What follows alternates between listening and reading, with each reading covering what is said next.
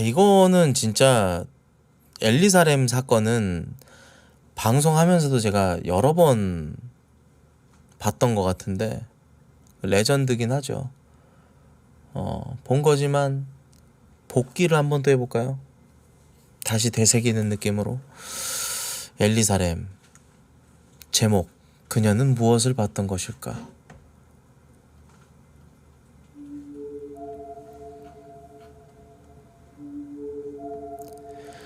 여기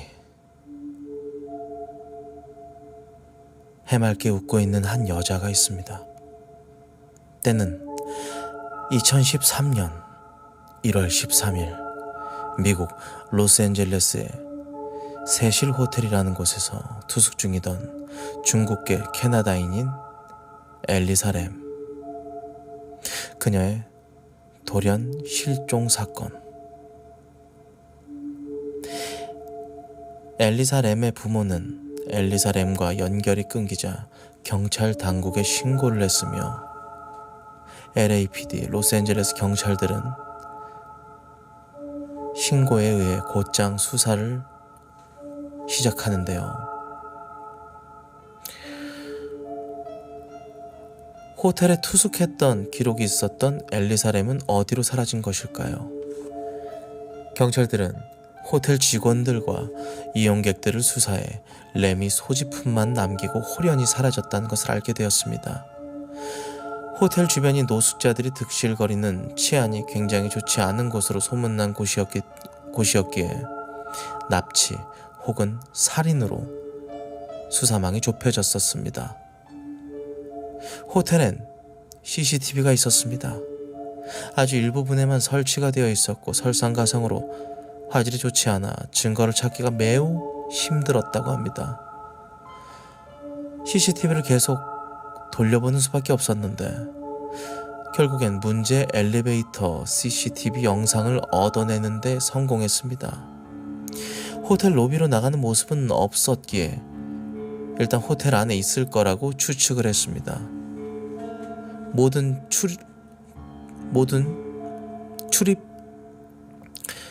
외출 사안을 CCTV로 찾아냈으나 엘리사 램은 나가는 적이 없었죠. 호텔 내부에 엘리사 램이 있을 것이다. 700개의 방을 전부 뒤지기엔 14명의 형사만으로는 모자랐습니다. 게다가 실종된 지 2주쯤이면 실종자의 생존 확률은 0%나 다름이 없었기에 사실상 절망적인 상황이었습니다. 이에 경찰은 탐지견을 쓰는데요. 대대적인 수사를 이어나가고 드디어 램의 동선이 옥상까지 이어지는 것을 발견했습니다. 그 후론 동선이 끊겨 더 이상의 추적이 불가능했습니다. 호텔 내부 그리고 옥상까지 수사망이 좁혀지고 옥상에 헬리콥터를 띄웁니다. 헬기를 띄워서 램을 찾았지만 안타깝게도 옥상에선 벌레 한 마리도 나오지 않았죠. 설상가상으로 그때 전직 LAPD가 경찰을 죽이곤 대형 학살을 예고하는 사건까지 겹치게 되어 모든 수사 인원들은 그 사건으로 돌려버리는 바람에 엘리사 램 실종 사건의 담당 수사관은 2명만 남게 되었습니다. 결국 경찰은 답이 없다고 생각한 것인지 엘리베이터 CCTV 영상을 LAPD 사이트에 그대로 올렸는데 당연히 이걸 알 사람은 아무도 없었고 영상의 대부분을 차지하는 빈 엘리베이터가 비정상적으로 작동하는 모습을 자르지도 않고 통째로 올려 많은 비난을 받았습니다. 그리고 어느 기자가 유튜브에 이 영상을 투고하게 되어 이 사건이 전 세계로 퍼지기 시작해 재조명을 받았습니다. 이 미스테리한 호텔 내부에서 실종돼 버린 엘리사 램의 사건은 오히려 방구석 탐정들로부터 여러 루머와 음모론들만 쏟아져 나오며 시간이 흘러갔습니다. 그리고 몇 주 뒤인 2월 19일 한 투숙객으로부터 호텔 물의 수압이 낮고 색이 이상하다며 호텔 물에서 이상한 냄새와 맛이 난다는 컴플레인을 받은 호텔은 옥상에 위치한 호텔의 물탱크를 조사했는데요. 아니나 다를까 물탱크의 뚜껑은 열려 있었습니다. 근데 그 안에 들어있던 것은 실제 사건의 한 장면입니다. 싸늘하게 식어있는 램의 사체가 물탱크 안에 있었죠. 사실 옥상을 조사하고 있었을 때 물탱크를 조사하지 않아 뒤늦게 발견된 것이었죠. 엘리사 램을 찾기 위해 수많은 수사 시도가 있었지만 헬기까지 뛰었는데도 찾지 못했던 엘리사 램은 왜 무슨 이유로 물탱크 안에서 발견이 되었을까요? 그녀는 발견 당시 알몸의 상태로 물탱크 바닥에 가라앉아 있었다고 합니다. 시체가 발견된 후 사건은 많은 사람들의 이목을 집중시켰습니다.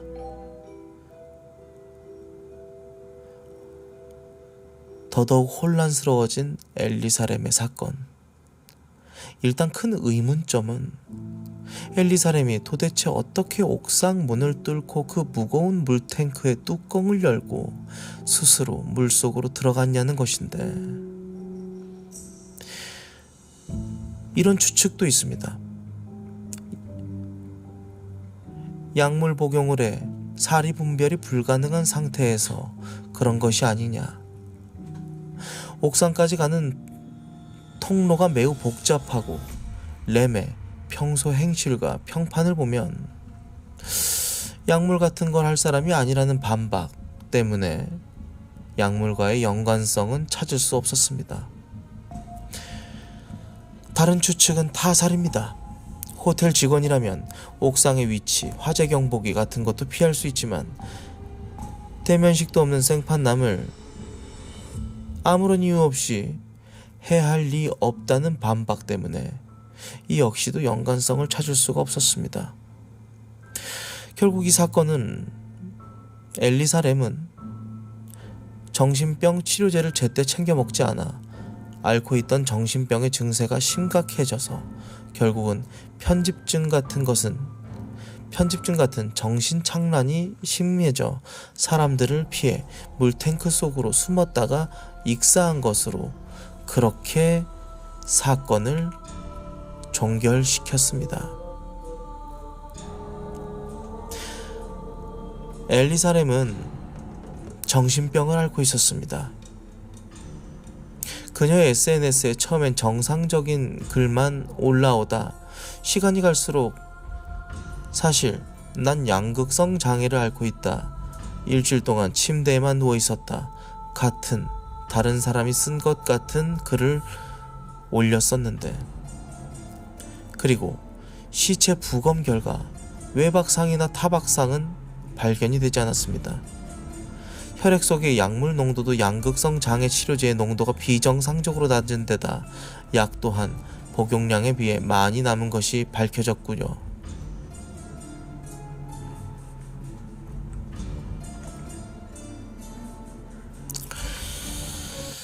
자, 엘리사 램의 엘리베이터 영상. 이 영상은 아직도 유튜브에 남아 있습니다. 보는 사람에 따라 꽤나 섬뜩할 수도 있는 이 영상. 사실 엘리사 램의 사건이 세간에 유명해지게 된 계기도 바로 이 영상의 기괴함 때문이 아니었나, 그런 생각이 듭니다. 영상은 전반적으로 화질이 좋지 않고 속도가 느립니다. 이것은 원본 영상입니다.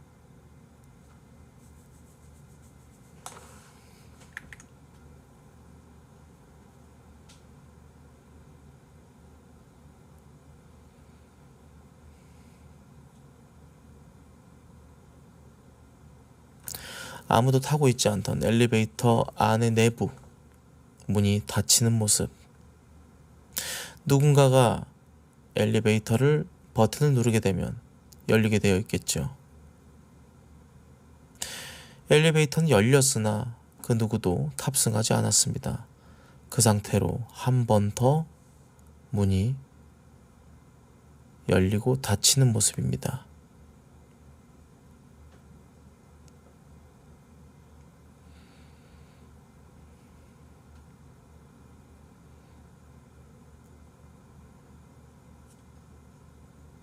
또 한 번 열리고 닫히는 모습입니다. 그 누구도 탑승을 하지 않은 엘리베이터 안의 내부 CCTV 영상입니다.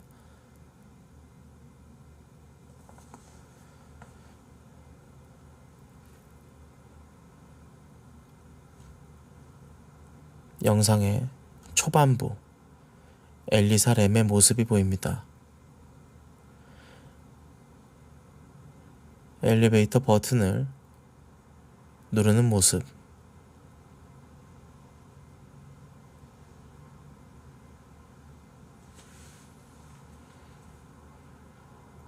누군가를 발견한 듯한 모습. 누군가의 시선에서 벗어나기 위해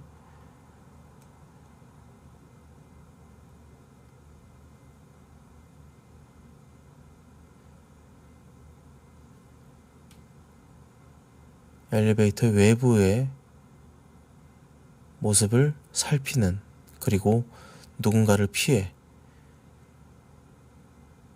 엘리베이터 벽면에 붙어서 숨는 모습이 보입니다.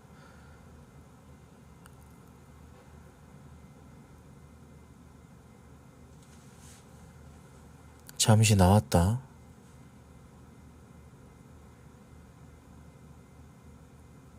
쫓기고 있는 것인지 이해할 수 없는 행동들이 보입니다.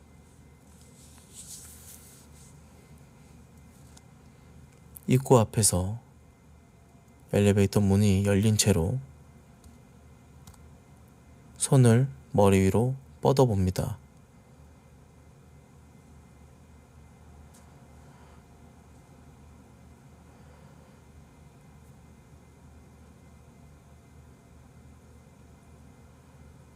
머리 쪽으로 양손을 가져갔다 다시 엘리베이터에 탑승하는 모습. 그리고 엘리베이터의 버튼을 마구잡이로 여러 개를 누릅니다.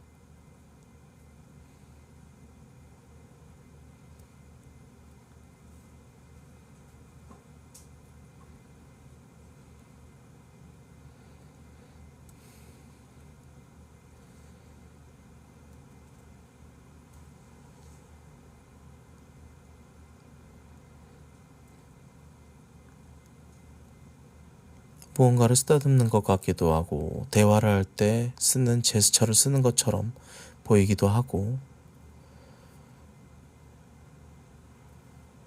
마치 수화를 한 듯한 모습이 보이기도 하고요.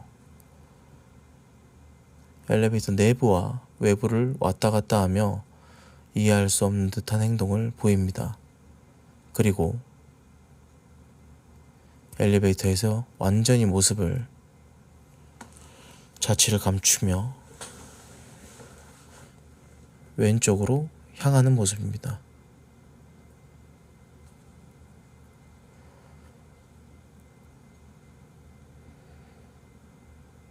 사건 종결은 그녀의 정신 착란 증세를 원인으로 꼽고 있는데, 이것이 유튜브에 올라가게 되고 이 CCTV 영상이 여러 사람들에게 하여금 회자가 되고 있죠. 그녀의 모습이 완벽히 사라진 모습, 그리고 엘리베이터 문이 여러 번 열리고 닫히는 모습이 보입니다.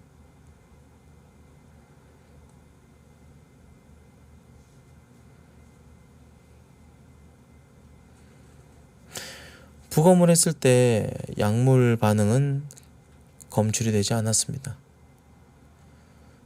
그녀가 정신병 약을 복용하고 있었던 사실은 있었지만 부검 결과 정신병 약의 농도가 굉장히 얕았다고 하죠. 그 말은 즉슨 약을 제때 챙겨 먹지 않았다는 것입니다.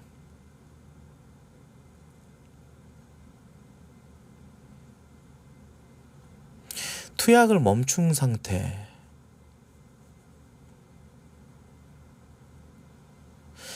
전문의 피셜로는 영상 속의 행동은 양극성 장애가 보이는 전형적인 행동이라고 판명했다고 해요. 결국 극심한 불안감과 환청, 환시로 인해 옥상으로 도망쳤고 마침 그곳에 있던 물탱크 안으로 숨었으나 뚜껑의 위치가 너무 높아 탈출하지 못하고 익사했다고.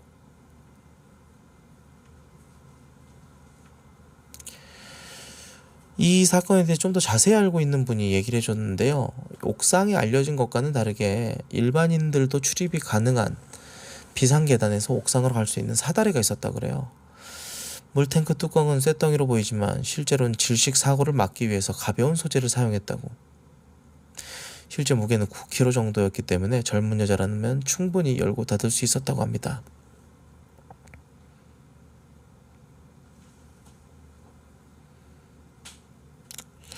최초 시신 발견 시에 물탱크 뚜껑은 열려 있었다고. 그래서 뚜껑을 닫은 후에 신고를 했기 때문에 닫혀 있었던 걸로 많은 사람들에게 알려졌다고 합니다.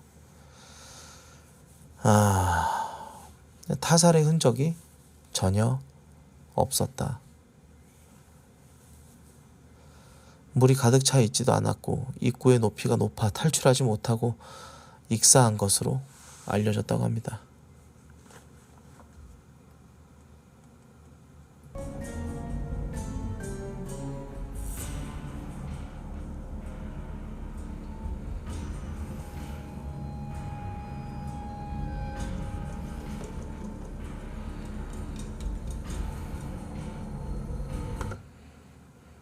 그냥 정신병이었던 걸로.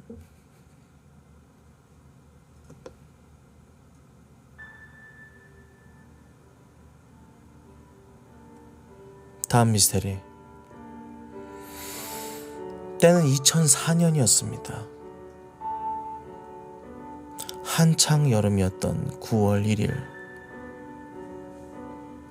러시아 부고세티아 공화국 베슬란 지역에 있는 제1공립학교는 새 학기를 맞이하자 학부모들은 입학하는 자녀들과 동행하여 학교를 방문하게 되었습니다. 그 숫자는 교직원까지 포함하여 1200명에 달하는 인파였습니다. 한편 중무장한 32명의 남녀가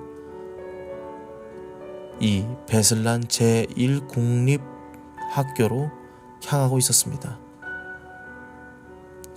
이들의 정체는 체첸 독립을 주장하는 체첸 독립군의 주요 간부였던 샤밀 바사예프. 그의 지령을 받아 인질극을 통해 체첸의 독립 문제를 놓고 협상을 하려 했었다고 합니다. 물론 모든 일은 샤밀 바샤예프가 독단적으로 저지른 일이었기 때문에 체첸 수뇌부는 아무것도 모르고 있었죠.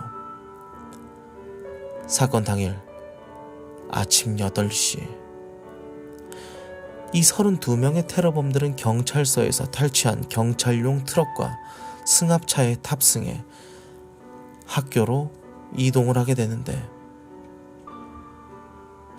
그리고 러시아 경찰처럼 보이게 하기 위해 모두 경찰복을 착용하고 있었습니다. 이렇게 위장도 했다면 지나가는 민간인들의 의심을 살 일이 없었기 때문에 9시 학교에 도착한 32명의 테러범들은 차에서 내리자마자 학교 안에 있는 사람들을 강압적으로 몰아붙이기 시작합니다. 등교 중인 학생들과 학부모들을 향해 망설임 없이 총기를 난사했습니다. 학교 치안을 담당하는 경찰관이 모두 존재했지만 테러범들이 며칠 전에 그들을 모두 살해한 상태였기 때문에 그리고 테러범들이 총기를 난사하며 학살극을 벌이는 혼란이 벌어지고 있는 동안 최소 50명의 학부모들과 아이들이 현장에서 도망칠 수 있었습니다. 그들이 경찰에 신고함으로써 러시아 당국은 대규모 인질극이 벌어지고 있다는 사실을 알게 됩니다. 신고를 받고 최초로 출동한 2명의 경찰관은 대기하라는 상부의 명령을 거부하고 학교로 진입했습니다. 총격전을 벌이게 돼 테러범 1명을 사살한 후 2명 모두 순직하고 말았습니다. 테러범들의 최초 총기 난사로 8명이 사망했습니다. 12명이 부상을 입은 상태였는데, 그리고 1000여 명이 넘는 어린 인질들이 붙잡혀 있는 상태였습니다. 31명의 테러범들은 인질들을 한꺼번에 관리하고 수용하기 쉬운 학교 체육관으로 옮기기 시작했는데, 그리고 인질들 주변에 다수의 폭약들을 설치했습니다. 그리고 기폭장치를 한 테러범 발 밑에 두었는데, 그가 기폭장치에서 발을 떼는 순간 장치가 작동하는 원리이기 때문에 저격은 물론 러시아 당국이 인질극을 진압하는 데 애용해왔던 수면가스는 사용할 수 없었죠. 테러범들은 인질들의 휴대폰을 모두 압수했습니다. 오로지 러시아어만을 사용할 것을 명령했고, 그럼에도 불구하고 몇몇 인질들은 오세티아어를 사용하자 본보기로 인질 1명을 처형합니다. 무릎을 꿇으라는 테러범들의 명령을 거부한 학부모, 그도 그 자리에서 처형시켰습니다.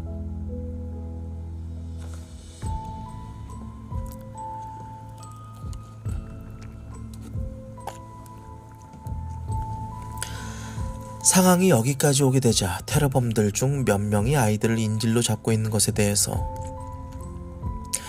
부정적인 생각을 가지게 되었습니다. 그들의 대부분은 여성 테러범들로 체첸 사태로 남편과 아이들을 잃은 과부들이었기 때문에 이 나라 간의 갈등 때문에 그들도 역시 피해자였죠. 그런데 테러범들의 리더는 이들의 의견을 어느 정도 수용해주는 척을 합니다. 이들에게 저항할 것을 우려해 별도로 출연한 남성 20명을 2층으로 끌고 가라는 명령을 내리고, 반대파가 남성 인질들을 2층으로 끌고 가서 테러범 리더는 원격 스위치를 작동시켜 반대파 테러범들이 몸에 들어오고 있던 폭탄을 기폭시켜 인질들과 함께 폭사시킵니다. 이 과정에서 여성 테러범 다수가 사망했습니다. 남성 테러범은 3명이 중상을 입는 등 일부가 살아있었지만 또 다른 테러범들에게 확인 사살을 당하고 말았습니다. 하지만 이런 상황 속에서 인질 2명이 아무런 피해도 입지 않은 채 살아남았습니다. 이 중 1명은 폭탄이 터지기 전에 도주에 성공해서 경찰들에게 내부 상황을 상세하게 알렸고, 다른 1명은 폭탄이 터진 후 몰래 숨어 있다가 테러범들에게 발각당해 체육관으로 다시 끌려가지게 되었는데, 반대파가 숙청당하고 인질들이 폭사당했을 때 이미 학교 주위에는 출동한 경찰들에 의해 포위망이 구축된 상태였습니다. FSB 소속 빈펠과 오몬, 알파 같은 특수부대들이 대거 출동했습니다. 학교 주변 건물의 시민들을 대피시켰습니다. 하지만 러시아 당국의 인질극 대응 준비는 무척이나 허술한 상태였습니다. 당장에 대기하고 있는 의료진들과 구급차들 또한 절대적으로 부족한 상황이었고, 인질극이 벌어지고 있는 학교로 몰려오고 있는 이 민병대들은 꽤나 큰 혼란을 주었습니다. 이들 대부분은 인질들의 친척이거나 이웃이었는데, 이 민간인들이 무장을 하고 사건 현장에 모여들자 그 인원수만 5,000명에 이르렀습니다. 경찰들은 그들을 통제할 수 없는 상황까지 이르게 되는데, 경찰과 민병대들이 혼란에 빠져 제대로 된 대책을 세우지 못하고 있을 동안 테러범들은 학교 시설물 곳곳에 급조 폭발물과 인계 철선을 설치하기 시작했습니다. 테러범 리더는 자신들과 대치 중인 경찰들에게 이렇게 얘기했습니다. 우리 동료가 한 명이 죽으면 50명의 인질들을 죽여버릴 것이고 한 명이 부상당하면 인질 20명을 처형할 것이다. 만약 특수부대가 학교로 진입을 하게 된다. 그땐 건물 전체를 폭발시키겠다. 자신만만하게 자기 할 말만 하고 돌아가 버린 테러범 리더의 협박을 끝으로 어느덧 소란스러웠던 하루가 지나가고 있었습니다. 날이 밝았습니다. 이틀째 FSB가 대책본부를 설치하고 테러범들과의 협상을 시도했지만 테러범들은 이에 대한 별다른 답변이 없었습니다. 이때 테러범들은 인질들에게 물과 식량을 주는 것조차 허락하지 않았습니다. 학교 밖에 널려있는 시체들을 수습하는 것마저도 허락해주지 않았습니다. 그리고 이틀째 정오가 지나 FSB 나모세티아 지국장인 발레리 안드레이에프 장군, 그는 인질극 대책팀의 현장 지휘관으로 임명이 되게 됐는데 러시아 정부에서는 이번 사태를 직접적으로 제어하고 통제할 수 있게 되었습니다. 그러나 러시아 정부는 사태의 심각성을 숨기고자 인질들의 숫자를 대폭 축소하여 발표했습니다. 푸틴을 비롯한 러시아의 어떠한 정치인들도 인질극에 대한 입장을 밝히지 않았습니다. 인질극이 벌어지고 다음 날이 되어서야 푸틴 대통령이 부랴부랴 짧은 성명을 발표하는 것이 전부였죠. 이틀째 밤 12시 55분 테러범들이 드디어 협상에 응하려는 태도를 보입니다. 그들은 러시아 정부에게 호의적이지 않았던 잉구세티아 공화국의 전 대통령이던 구슬란 아우셰프를 학교로 오게끔 요구했습니다. 그가 인질극 현장에 도착하자 테러범들은 건물 내부로 데려가 협상을 통한 신뢰 표시로 6세 미만의 인질 26명을 우선 석방시켜 주었습니다. 테러범들은 아우셰프 전 대통령을 통해 요구사항이 담겨있는 테이프와 서신을 전달했습니다. 반면 인질들의 대다수였던 어린아이들의 상태는 최악으로 치닫고 있었습니다. 이틀 동안 물과 음식을 먹지 못했기 때문에 실내 온도가 높음에도 불구하고 환기조차 시키지 않아 더위에 기절하는 아이들이 속출하는 지경에 이르고 말았습니다. 사흘째 오후 1시 테러범들이 알 수 없는 이유로 인해 유탄을 경찰 포위망 쪽으로 발포하기 시작합니다. 경찰차 한 대는 파괴가 되었습니다. 경찰관이 부상을 입었습니다. FSB 측에서는 경찰의 대응을 자제하라고 지시했습니다. 위기대책본부는 수면 부족과 스트레스 때문에 신경질적으로 변해 있는 것이라고 추측을 했습니다. 그들이 점점 도를 넘는 돌발 행동을 할지라도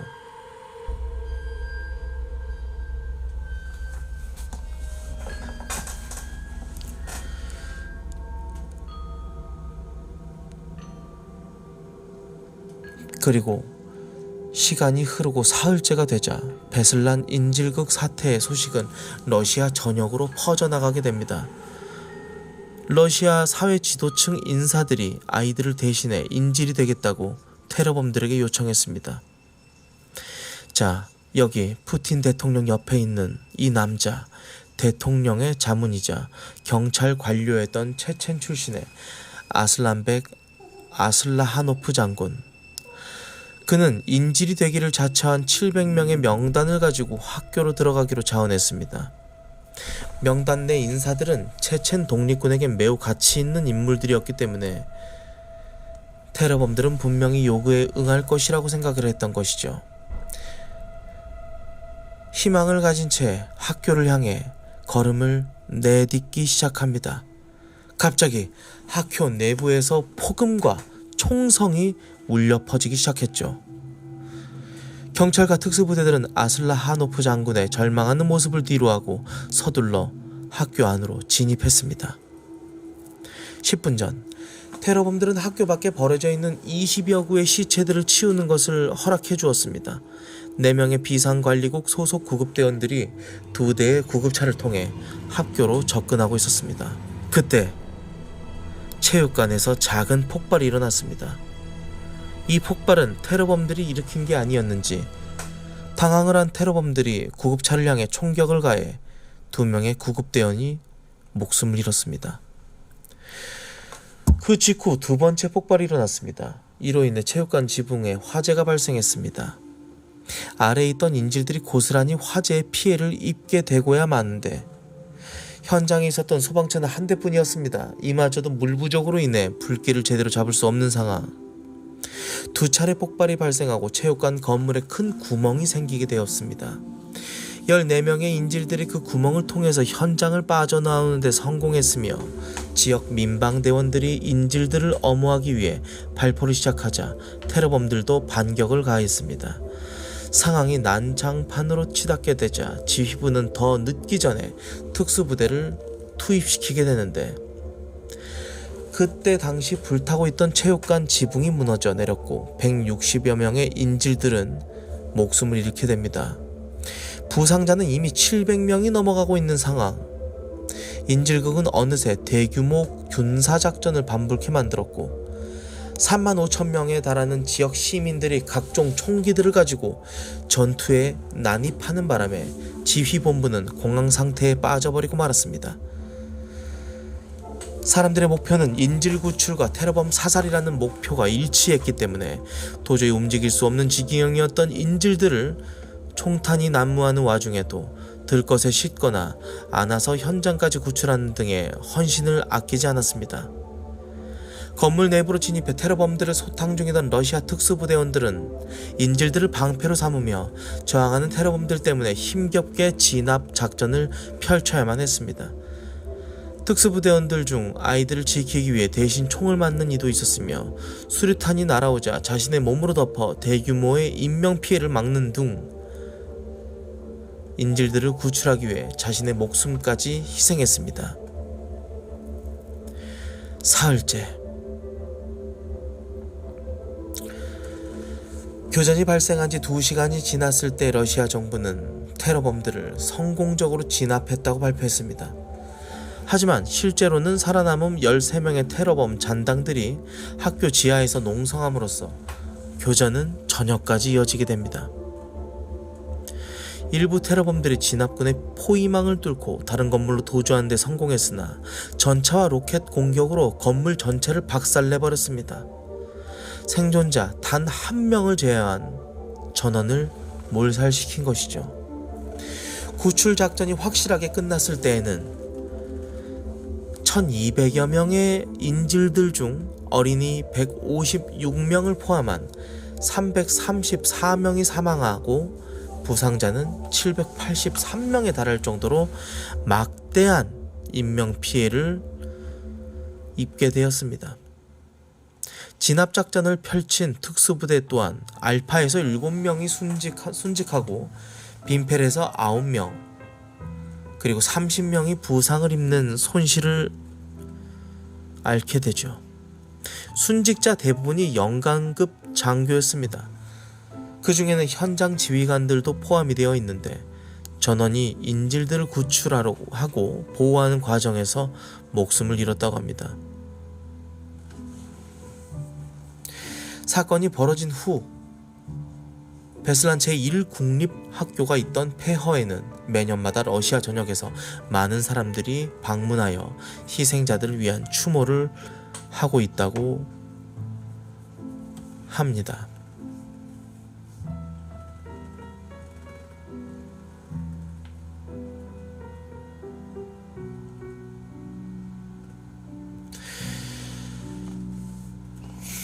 여기 있는 인물들은 전부 스페츠나츠 대원들입니다.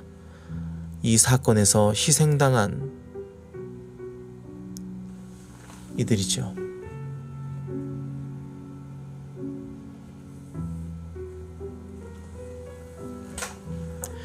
이 테러 이후 푸틴은 죄 없는 어린애들을 죽이는 미친 자들과는 절대 협상하지 않겠다고 언론에 대놓고 말하며 체첸에 대규모 군사 보복을 실행하였습니다. 이후 체첸 독립운동은 전 세계 외면 속에서 모든 명분마저 잃어버리고 그렇게 몰락의 길을 걷습니다.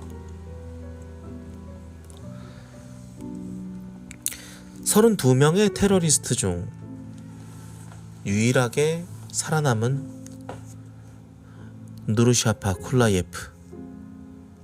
그는 법정에 넘겨져 법정 최고형인 무기징역이 확정이 되었습니다.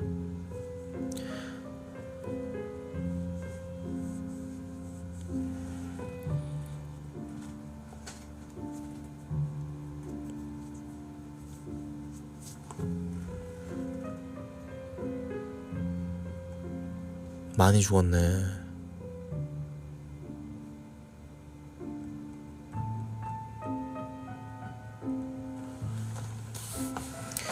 (314명) 중에 186명 이들이 전부 13살 미만이었다고 합니다.